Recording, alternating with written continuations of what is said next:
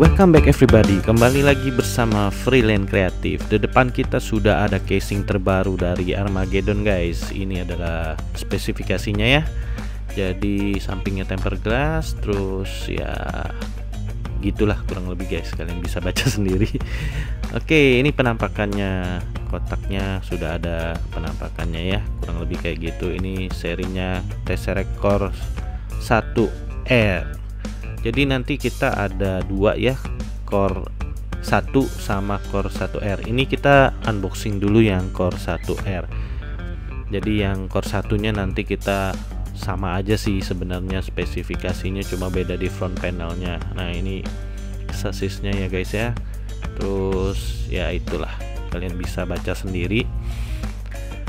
Oke, kita langsung lanjut ke bagian depan dari boxnya. Ini juga kurang lebih mirip-mirip dengan spesifikasi casing Armageddon yang lainnya, cuma bedanya ya ini dia support sampai 340 mili untuk graphic cardnya guys. Jadi ini agak lebar ini, jadi ya agak-agak seri pro lah guys ya.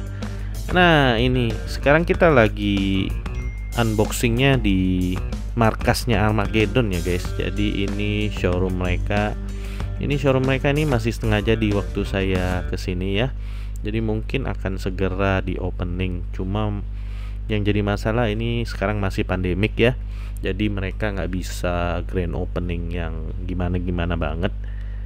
Ya oke guys, inilah casing yang akan kita lihat-lihat ya.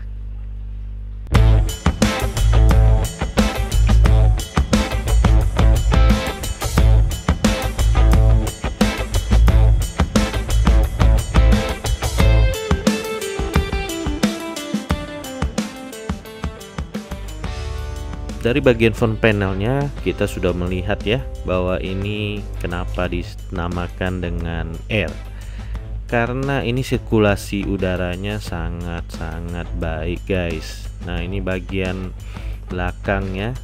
Jadi nah inilah bedanya ya dengan seri-seri sebelumnya. Jadi ini sudah support GPU vertikal ya guys. Jadi kalian bisa pasang GPU kalian secara vertikal, kalian tinggal beli kabel risernya aja. Nah ini bagian bawahnya guys, seperti casing pada umumnya ya. Ya cuma sudah dilengkapi dengan dust filter ya bagian bawahnya. Oke, ini bagian side panelnya yang dilapisi dengan tempered glass. Nah ini sih katanya pakai magnet guys, coba kita buka. Oh iya betul. Nah itu pakai engsel ya, engsel di bagian belakangnya ada dua. Nah kita tes magnetnya. Oke, jadi ini mempermudah kita kalau kita mau upgrade atau bersihin PC kita ya. Ini engselnya kayak gitu. Nah kita tes, ini bukanya bisa sampai mentok ya, jadi bisa sampai ujung. Nah kita coba tutup lagi. Nah ini sekarang kita coba nih buka front panel yang tempered glassnya. Oh tinggal diangkat aja guys ternyata guys. Jadi itu nggak ada kuncian apa-apa, cuma tinggal diangkat aja. Bagian sampingnya ada pelindung kaca sedikit ya. Jadi ya kayak gini guys bagian belakangnya. Jadi kayak kacanya dijepit sama dua plat besi gitulah ya guys. Nah disitulah ada engselnya. Nanti engselnya ini tinggal kita masukin lagi ke ya temannya ini. Nah kayak gitu guys. Jadi dari atas kita masukin ke bawah. Jadi kita harus ratain dulu nih bagian engsel atas sama engsel bawahnya pelan-pelan. Kalau udah rata sama, kita tinggal turunin aja kedua-duanya. Jadi dia akan masuk ke bawah guys. Cuma gitu aja. Nah kayak gini guys. Oke, kita tutup kembali.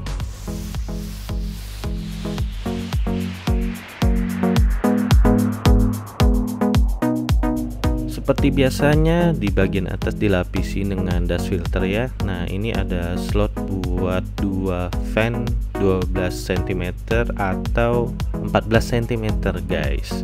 Jadi ini kalian bisa pakai fan 14 cm juga guys. Jadi pasangnya ya kurang lebih kayak gitu ya. Kita coba ukur. Nah ini satu, iya ini dua. Jadi bisa dua ya guys ya.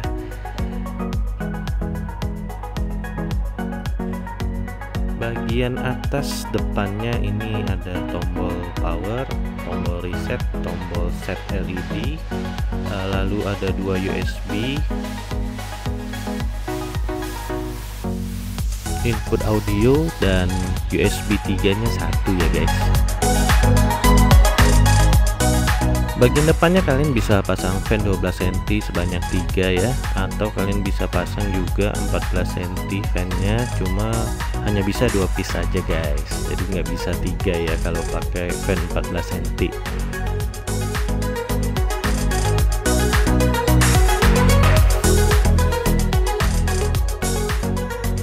Sekarang kita lihat sisi bagian dalamnya ya guys, ada apa aja sih di dalam.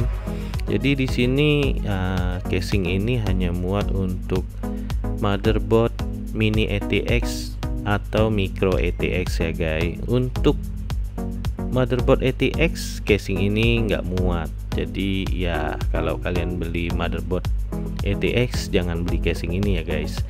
Di bagian bawahnya sudah ada cover untuk PSU dan ada lubangnya ya guys. Jadi kalian bisa show off PSU kalian. Di casing ini sudah disediakan 3 slot untuk SSD ya guys. Jadi ini lumayan nih, bisa sampai 3 SSD nya. Sekarang kita buka side panel satunya lagi ya guys, yang bukan tempered glass. Ini masih plat besi biasa. Kita buka bautnya, di bagian belakang ada 2, lalu kita tarik. Oke, ini plat besinya lumayan tebal ya, jadi bukan yang kaleng kerupuk gitu guys. Kalau yang kaleng kerupuk biasanya dia akan bikin lekukan, jadi memperkuat plat besinya tersebut. Nah sekarang kita coba buka, ini ada apa di dalam plastik. Biasanya sih ini baut-bautan ya. Iya, ini betul, baut-bautannya sudah dapat. Lalu ini adalah kabel ya yang nanti kita sambungkan ke motherboard. Itu audio, USB, terus apa ini tombol-tombol ya. Oke, nah, itu ada buat, nah ini SSD nya satunya lagi guys. Tadi di depan itu ada 2, lalu di belakang ada 1. Jadi total ada 3 slot untuk SSD ya guys.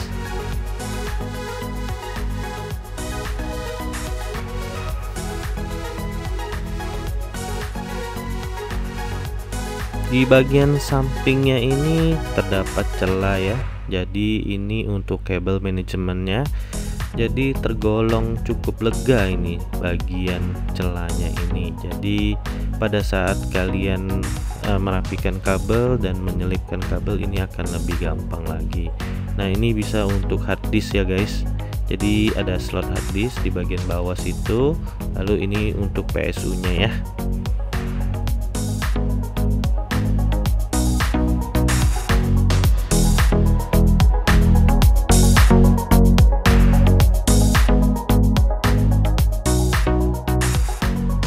Semua sisinya udah, sekarang kita mau ngapain lagi guys.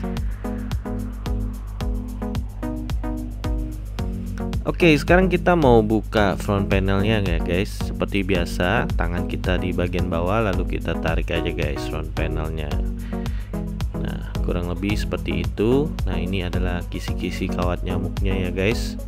Nah sekarang ini logo Armageddonnya dibuat seperti emblem mobil sport ya guys, jadi lebih sporty ini ya. Kali ini kita kasih jempol deh untuk desainnya Armageddon, karena ya kayak kalian lihat sendiri ya, ini simple sekali. Ini serinya pun cuma kecil aja di bagian bawah, lalu cuma logo emblemnya aja di tengah. Jadi desainnya nggak norak-norak banget guys. Oke, kita taruh dulu front panelnya.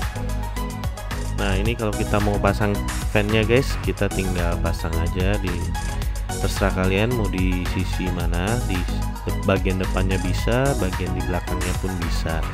Cuma lebih baik kita pasang di bagian depan, jadi nanti lampu dari fannya tampak lebih jelas ya guys.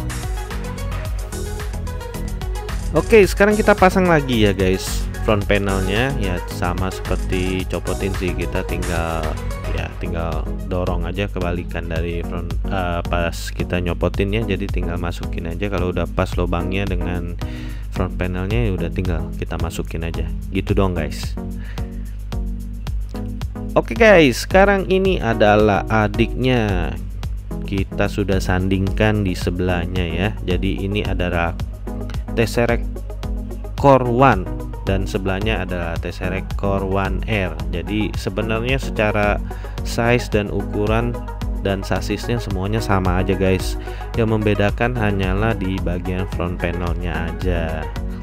Jadi kalian lebih suka model front panel yang mana ya, terserah kalian guys mau pilih yang mana. Oke guys, ini adalah penampakan contoh setelah kita pasang LED strip sama beberapa fan ya. Jadi ini fannya hanya contoh aja, jadi kita nggak pasang full ya, cuma buat biar kelihatan ada lampu-lampunya aja guys. Jadi ya ini fan 12 cm ya, kita pasang di belakang 1 biji, lalu di bagian depannya 2 biji aja nih guys. Karena yang seri ini bagian depannya nggak terlalu kelihatan ya guys, jadi ya kita cuma pasang 2 biji untuk fannya. Kalau kalian nggak suka RGB, saya lebih sarankan ambil seri yang Core 1 aja, karena memang dari depannya lebih minimalis, jadi ya nggak kelihatan lampu-lampuan atau RGB-an. Atau kalian juga bisa ambil seri Core 1R juga sih, tinggal dimatiin aja lampunya guys.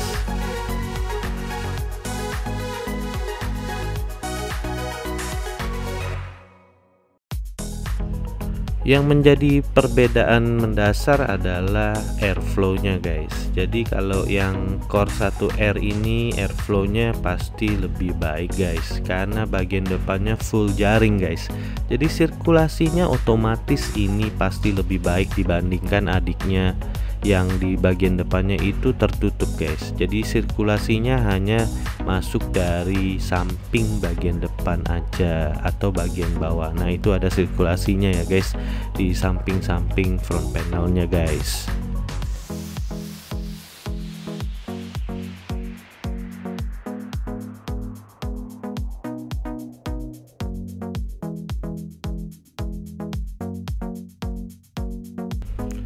Tapi buat kalian yang pengguna PC-nya nggak terlalu hardcore atau nggak suka overclocking yang bikin PC kalian panas, sebenarnya casing Core 1 pun sudah cukup untuk sirkulasi udaranya guys. Jadi kembali lagi ke gimana kalian memakai PC kalian itu, apakah kalian suka bawa kebut-kebutan atau kalian bawa normal guys. Jadi kalau kalian bawa normal, saya rasa nggak perlu ganti knalpot racing atau velg racing guys.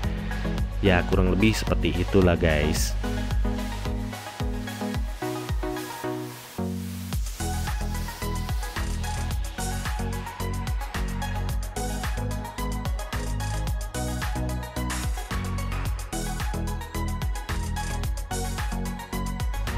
Kelebihan lain dari kedua casing ini adalah kalian gampang untuk membuka side panelnya guys. Jadi nggak perlu puter-puter baut atau puter-puter apalah itu, kalian tinggal tarik tuasnya, magnetnya terlepas dan sudah terbuka guys side panelnya. Jadi kalian kalau mau bersih-bersih atau mau upgrade lebih gampang guys.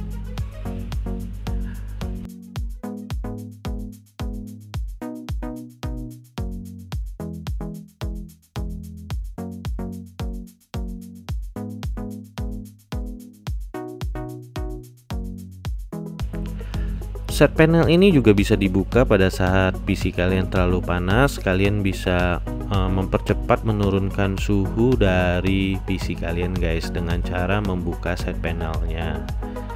Jadi banyak fungsinya juga ini guys.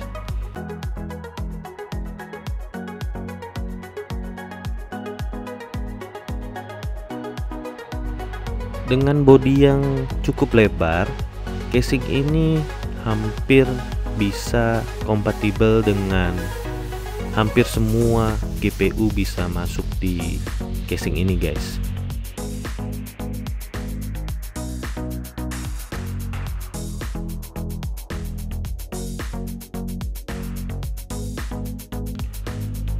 Gak cuma GPU loh, ternyata untuk cooling fan-nya CPU pun kan ada tuh yang besar tuh, yang heatsinknya besar, terus menggunakan fan-nya 2 yang tinggi gitu loh guys, yang bentuknya kotak.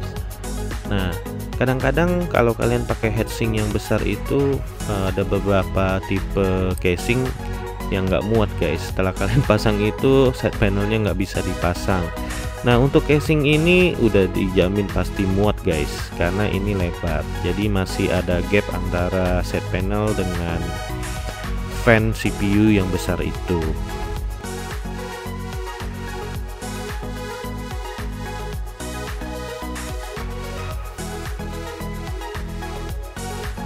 Apabila kalian mau memasang all-in-one water cooling, kalian bisa membeli seri 240 ya, atau dengan 2 fan bisa kalian pasang di bagian atasnya guys.